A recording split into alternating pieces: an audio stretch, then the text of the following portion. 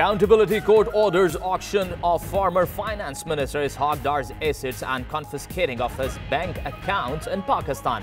Court authorizes Punjab government to seize former Finance Minister's assets and bank accounts and auction them.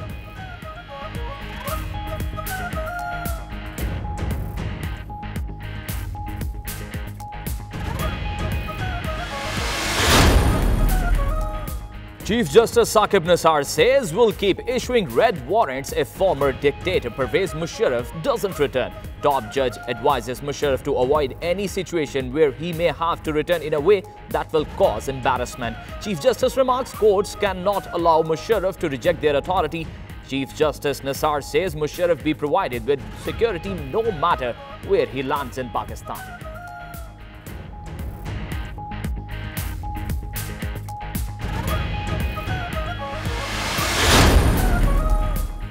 Prime Minister Theresa May says post-Brexit immigration system will prioritize high-skilled workers. Government to publish policy paper this autumn before publishing immigration legislation next year.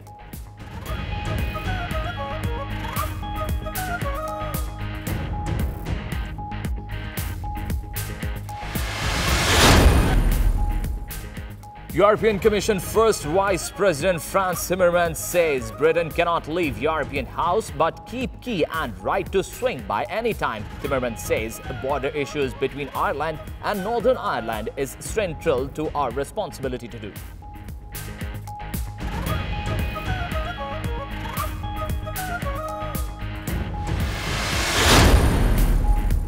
Japan, United Kingdom conduct first joint military drills near Mount Fuji. Exercises are aimed at countering growing Chinese influence in the region.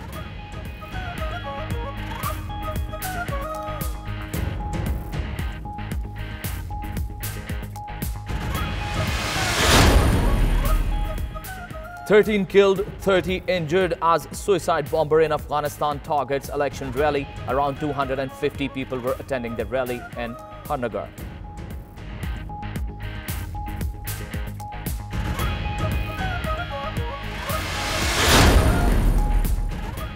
Armenians hold memorial ceremony for French-Armenian singer, songwriter, actor Charles Aznavour. Aznavour died in his sleep from cardiac arrest at 94.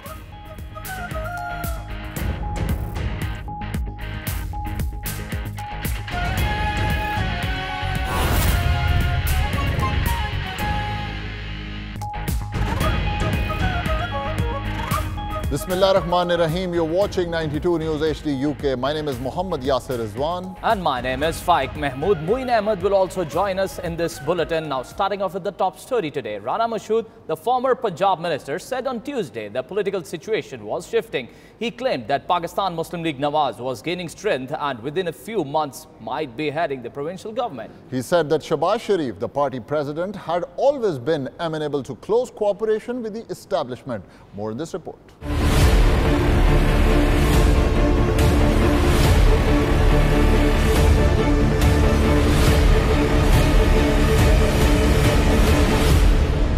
Mashood said communication between PMLN and the state institutions, loosely referred to as the establishment, had improved. अगर आप establishment की बात करते हैं तो शहबाज शरीफ साहब हमेशा से काबिल कबूल रहे हैं क्योंकि वो हमेशा तमाम और वो शहबाज साहब हमेशा एक न्यू चार्टर की बात करते थे. He claimed that within 8 to 10 weeks the party might be in a position to form a government in the Punjab. घोड़िया समझा था खच्चर निकले और वो जो खच्चर हैं वो डिलीवर नहीं कर पा रहे. Mashood denied reports of a deal between the PMLN and some national institutions. However, he said there was a growing apprehension that the government led by the Pakistan Tehreek-e-Insaf may be unable to deliver good governance. लोगों को इस बात का भी अफसोस है अब और खास तौर पे अब ज्यादा होना शुरू हो गया कि अगर शहबाज शरीफ साहब प्राइम मिनिस्टर बनते तो आज पाकिस्तान को ये हालात ना देखना पड़ते. The former minister claimed that there was a widespread sentiment that Shehbaz Sharif might have made a better prime minister under the prevailing circumstances. Mashood said the PTI had won the election on the back of a campaign of falsehoods.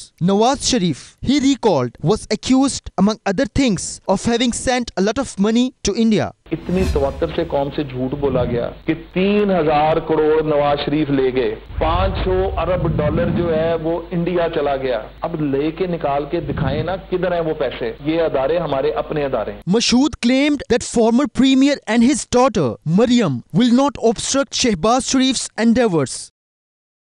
An accountability court on Tuesday handed the Punjab government the authority to either auction off or confiscate the assets of absconding former finance minister Ishaq Dar in a case pertaining to possession of assets beyond his known sources of income. The court ordered to submit money in Dar's bank accounts to National Exchequer.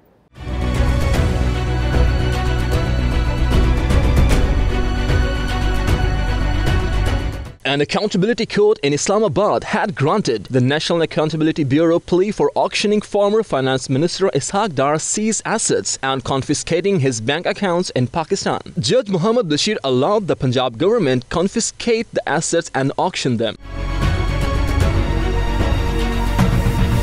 The court also ordered the provincial government to seize all vehicles owned by Dar, a house in Gulberg, Lahore, and 3 plots in Housing Society in Lahore.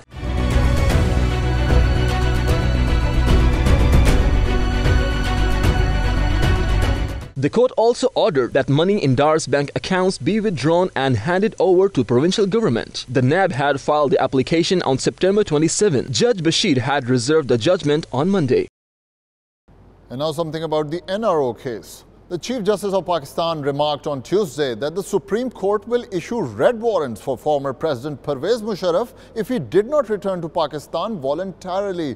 The court assured counsel for Musharraf that the former president would not be arrested in any case until he had appeared in the court. Justice Nisar said Musharraf should avoid having to return to the country in less than respectable circumstances. More in this report. A 3-member bench headed by Chief Justice is hearing the case related to NRO passed by Musharraf in 2007. As hearing got underway today, Akhtar Shah, the counsel for former president, informed the court that he had talked to his client on September 27. He said Musharraf had medical and security issues but has promised to return to the country. Further, the counsel said Musharraf had not been indicted in the Lal Masjid case. Justice Nisar told the lawyer, "I have earlier told you that nobody will arrest Musharraf. He should record his statement in his high treason case before the special court." He said courts could not allow Musharraf to defy their authority. If Musharraf continues to stay abroad, we will issue red warrants for his arrest, Justice Nisar said. Shah said his client was suffering from a serious ailment. Justice Nisar said Musharraf should get treatment for his condition. "I too suffer from a painful backache," he added. Musharraf should avoid a situation where he may have to return to Pakistan in a way that will cause him embarrassment, the judge remarked. Justice Nisar said Musharraf will be provided with a security on arrival in Pakistan. The court ordered the counsel to submit a medical report in a week and adjourn the hearing until October 11. Pakistan People's Party Chairman Bilawal Bhutto Zardari on Tuesday said the federal government's responses to opposition's concerns in Parliament are childish. The government is responding to the opposition's concern on the finance bill in a childish manner, Bilawal said while speaking to the media in the National Assembly lounge. If the government does not address our reservations, then how will we support it? He asked the PPP chairman, further criticized the government and said members of the government are leveling allegations as if they are still in the opposition. When questioned about the accountability court's order to auction former finance minister Ishaq Dar's assets, Bilawal said, "I have not yet read the judgment."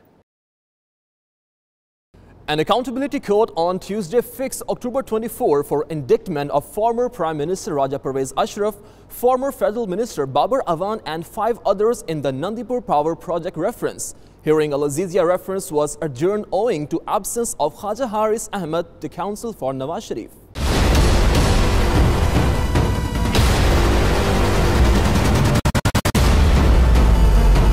Judge Muhammad Bashir took up the Nandipur Power Project reference. The court decided to indict 7 people, including Ashraf and Awan. They were summoned for indictment on October 24. The court granted permanent exemption from personal appearance to Justice Riaz Kiani on account of his advanced age. The National Accountability Bureau was issued a notice over Ashraf's plea for permanent exemption. जो इल्ज़ामात हैं उन पे मबनी मुकदमात चलना शुरू हो गए। यही तो तब्दीली है, यही तो नया पाकिस्तान है, यही तो इमरान खान और बाबर अवान की जिद्दोजहद है। Former Prime Minister Nawaz Sharif appeared in the court too for the hearing of Al Azizia reference. However, the hearing was adjourned on the account of the absence of Khaja Haris through illness. The hearing was adjourned until tomorrow and witness Mahbub Alam summoned again. 7 terrorists were killed on Tuesday when Pakistani forces retaliated to firing in the North Waziristan from across the border. 3 terrorists were also injured during an attack at military checkpost.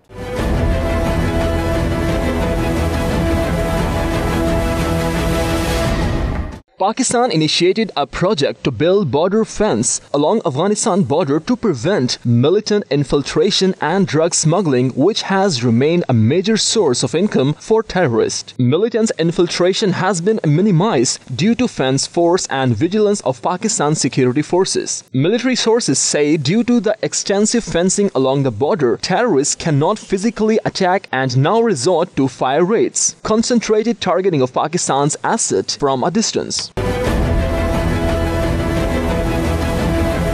According to a notification issued by the Inter-Service Public Relations, terrorists opened fire at Pakistani checkposts in North Waziristan. The Pakistani forces opened retaliatory fire, killing 7 terrorists and injuring 3 others, ISPR stated. According to the statement issued by ISPR, terrorists from across the Afghan border engaged in a fire raid at the checkpost, prompting army officials to quickly retaliate.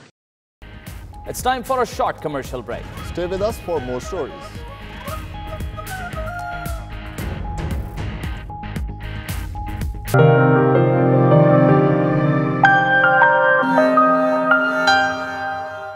Former British Foreign Minister Boris Johnson made what was seen as a blatant pitch to replace Prime Minister Theresa May as a Conservative leader, damning her Brexit plans while calling for his party to regain its confidence. More in this report. In a speech which delighted an audience at the Conservative Party conference, Johnson called for no new taxes and extra health service spending whilst the room erupted into cheers when he said May needed to chuck checkers as her Brexit proposals are known. This is the moment. This is the moment to do that. And there is time. This is the moment to chuck checkers.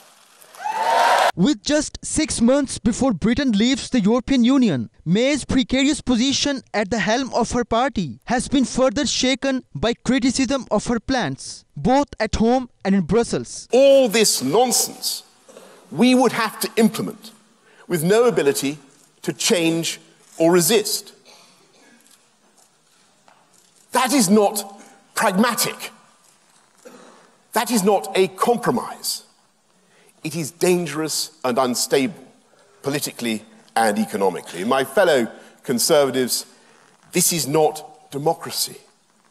That is not what we voted for. Johnson, who became the figurehead for the campaign to leave the EU, has been one of her loudest critics. Prime Minister Theresa May said Britain's post-Brexit immigration system would prioritise high-skilled workers and treat European Union citizens the same as those from elsewhere. Concerns over the levels of immigration were a key driver behind the 2016 vote to leave the European Union, and May has pledged to end freedom of movement from the EU. Well, the policy on immigration that we're announcing today delivers on the vote of the referendum and takes back control of our borders. It ensures that we bring an end to free movement once and for all. And for the first time in decades, it will be the UK government determining how many people and who can come to the United Kingdom.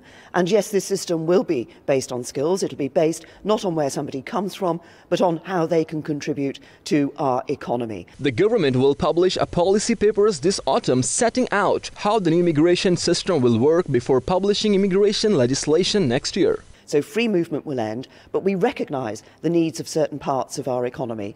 And that's why we've listened to those who say this should be a system based on skills, not on where somebody comes from. Those wanting to live and work in Britain long term will need to meet the minimum salary threshold and ensure they are not competing for jobs that could otherwise be recruited in the country, May's Conservative said. The discussion in Britain over its departure from the European Union is still far removed from reality. The European Commission's President JeanClaude Juncker said at a public forum in the German city of Freiburg.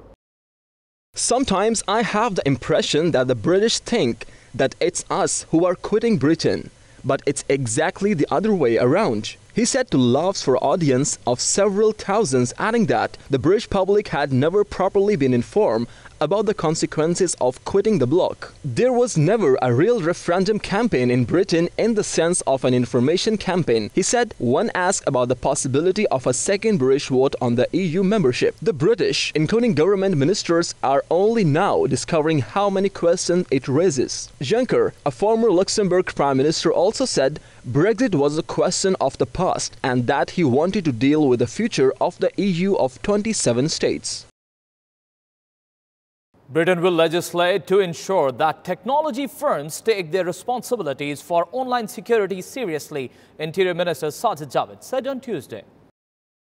Javed told the annual Conservative Party conference that he would respond to new threats online by legislation and that these would be influenced by the actions tech giants choose to take. Online, there are new threats to our cybersecurity and to keeping our children safe. I won't flinch from responding to these challenges, and that includes standing up to the tech giants and demanding that they take their responsibilities seriously. And they should be in no doubt. We will legislate. How we legislate will be influenced by the actions that they choose to take now. Meanwhile, in the same speech, he sought to reassure European Union citizens already living in the UK that they would not have to leave, despite the earlier announcement that Britain will bring in a salary threshold for highly skilled workers' visas as part of its post-Brexit immigration system. And I say to those EU citizens who have already made the UK their home, you have benefited our country.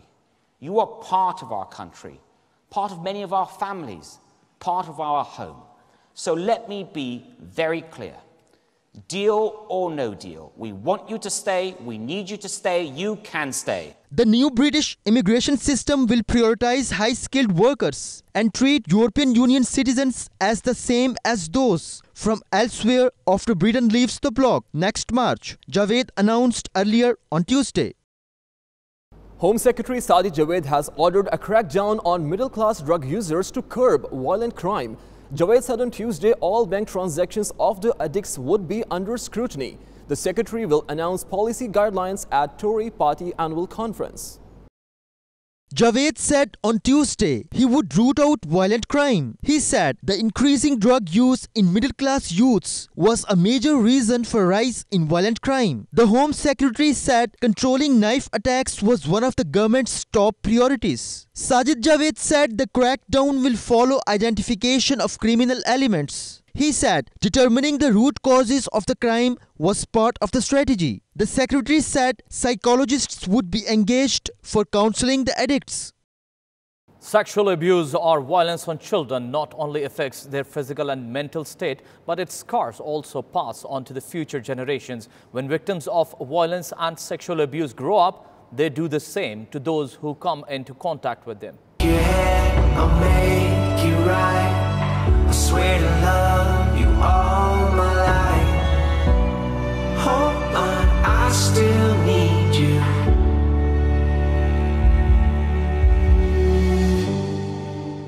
According to the findings of American Child Protection Agency's research, the scars of ill treatment of children linger in their lives and even affect their future generations. The research says around 6.6 million children in US suffer violence and sexual abuse every year. The numbers run into millions in UK. The child facing physical or sexual abuse does the same to others when he grows up. Psychologists say ill treatment meted out to children remains etched in their memories for the rest of their lives. But the latest research shows that effects of this ill treatment also pass on to next generations. Experts say although mental illness can be cured, curing gene mutations is a complicated procedure. I don't wanna let go. I know I'm not that strong. I just wanna hear you saying, baby, let's go home. A report about the presence of a suspicious bag on Western London's Kew Bridge caused concern on Tuesday. Police initially closed the bridge for all types of traffic. Later, the bomb disposal squad cleared the bag. Police took into custody the person who had reported the bag. He is being questioned. A number of Sikh activists on Tuesday staged a protest demonstration against the Indian government in Birmingham. They demanded that the British government may play its role in stopping these atrocities. Abid Kazmi reports.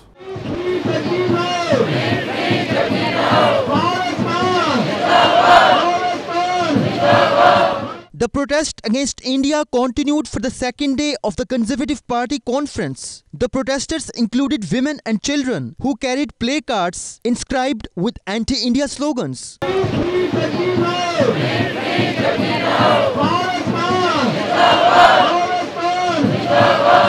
The speakers said the Indian government had let loose a reign of terror against Sikhs. They called upon the British government to pressure India to stop the persecution of Sikhs. People belonging to other communities also protested alongside Sikhs and expressed solidarity with them.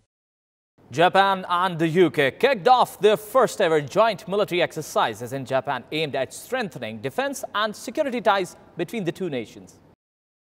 The two-week drills, involving over 100 soldiers from Japan's ground self-defense forces and the British Army, comes after an agreement between British Prime Minister Theresa May and Japanese Prime Minister Shinzo Abe last year. And as London deepens military ties in the region, it considers vital to global security and economic prosperity as it exists the European Union. So the exercise, which is named Vigilant Isles, was announced by our Prime Minister Theresa May when she visited Japan just over a year ago.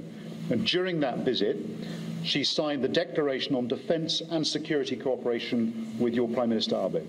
We've made clear that Japan is the UK's closest security partner in Asia. Britain, Japan and their close ally, the United States, have also found common cause in countering ground Chinese influence in the region that they worry could put a key commercial sea lanes like in Asia, Europe, the US and elsewhere under Beijing's way. So I'm delighted to be here in Camp Fiji today to witness the first ever deployment of the British Army to Japan to exercise with the Japanese ground self-defense forces.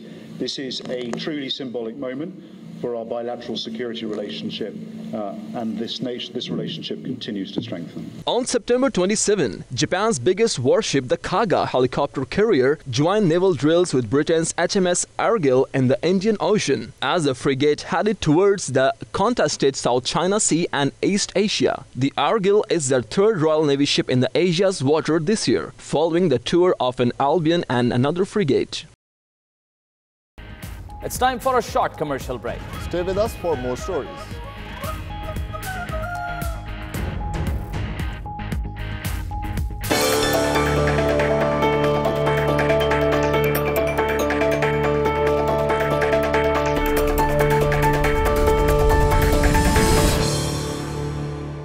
Britain cannot leave the European house but keep the key and a right to swing by any time, a top European Union official told London as Brexit negotiations are entering their final stretch.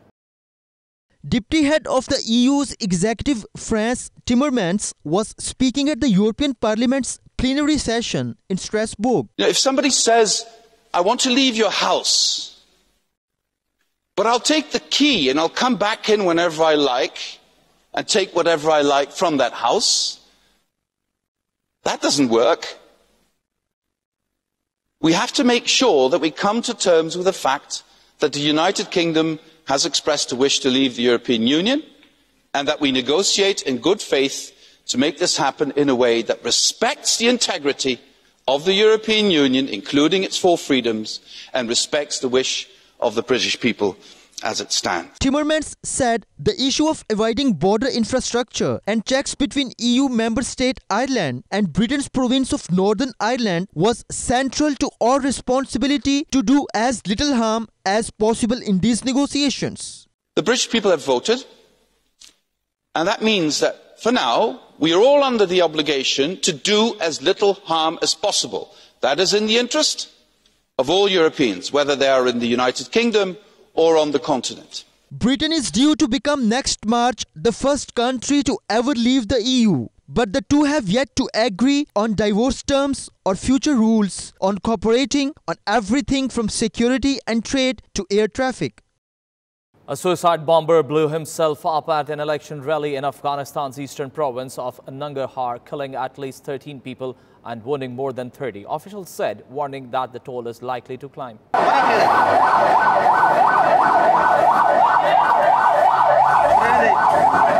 Campaigning for the October 20 parliamentary elections began on September 28 and security officials have warned of the danger of militant attacks during the campaigning. The spokesman of the provincial governor, Ataullah Khogiani, said at least 13 bodies were taken to hospitals, but others said the toll was likely to be higher. Around 250 people were attending the rally, said Sohrab Qadri, a member of the provincial council, adding that at least 30 were killed and dozens more wounded.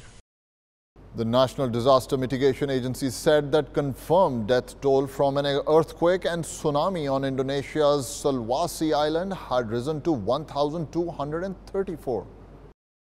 Most of the dead have been called from the small city of Palu, but some remote areas have been cut off since Friday's 7.5 magnitude quake triggered tsunami waves, leading to fears the toll could soar. The Red Cross said the situation was nightmarish, and reports from its workers venturing into one cut-off area, Donggala, a region of 300,000 people north of Palu and close to the epicenter, indicated it had been hit extremely hard. Rescuers have yet to reach many affected areas, leading to fears the death toll could rise again. Melania Trump arrived in Ghana on Tuesday, choosing for her first extended international trip alone to visit Africa, a continent her husband has referred to derisively. The US First Lady touched down at mid-morning in Ghana's capital Accra, where she was greeted by the country's First Lady, Rebecca Akufo-Addo. A welcoming ceremony of drums and dancing by men and women dressed in traditional attire followed. Trump then visited child health facilities and met caregivers during her visit in the capital. She has focused on children as her signature issue and plans to promote child well-being during her four-country tour, which will include stops in Kenya, Malawi and Egypt. President Donald Trump has not visited Africa since taking office in 2017, but he has reportedly said immigrants from Africa came from shithole countries. He denied making the remark. It's time for a short commercial break. Stay with us for more stories.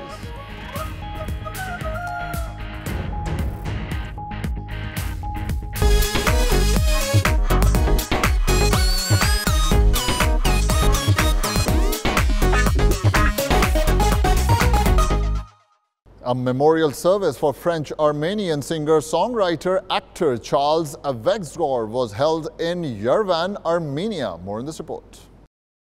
Aznavour, who was best known for songs such as She Yesterday, When I Was Young and For Mama, died in his sleep from cardiac arrest aged 94.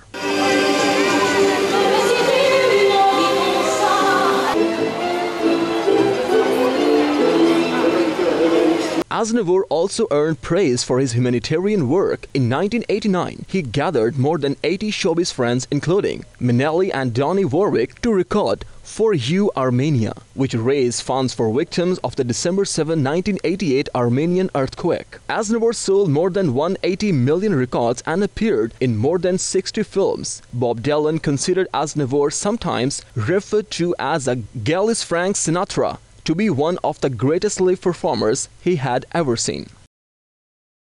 New Hollywood film Malevolent is ready for a global release. Film is about two siblings who tell a lie to capture ghosts. Horror film will be hit cinemas on October 5th. That's all from the news studio. For more details, you can visit our website 92NewsHDUK.tv and keep watching 92 News.